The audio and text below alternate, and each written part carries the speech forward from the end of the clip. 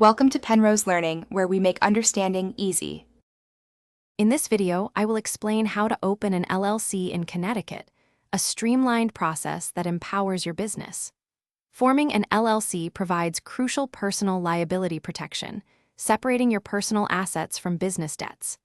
Your very first step is to select a distinct name for your new company, which must end with limited liability company or an abbreviation like LLC. Always check its availability through the Connecticut Secretary of the State's website, confirming it is truly unique before proceeding.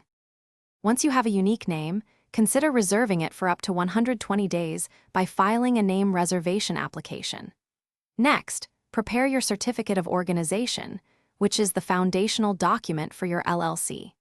This form requires basic information such as your company's name, principal office, and registered agent details. Submit this form to the Connecticut Secretary of the State with the required filing fee, typically $120. Approval usually takes 3 to 5 business days, officially establishing your business entity. An operating agreement is vital, even for a single-member LLC, as it outlines ownership, member responsibilities, and decision-making processes. Although not filed with the state, it serves as your internal governing document, preventing future disputes. After your LLC is officially formed, obtain an Employer Identification Number, or EIN, from the IRS. This federal tax identification number is essential for opening a business bank account, filing taxes, and hiring employees.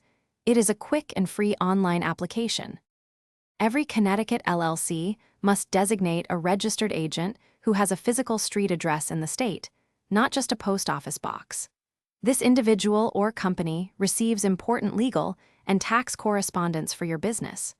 You must file an annual report with the Connecticut Secretary of the State each year, maintaining your LLC's good standing. This report updates basic information and costs $80 to file, ensuring your business remains compliant. Thanks for watching. If this was helpful, leave a like and consider subscribing. See you next time.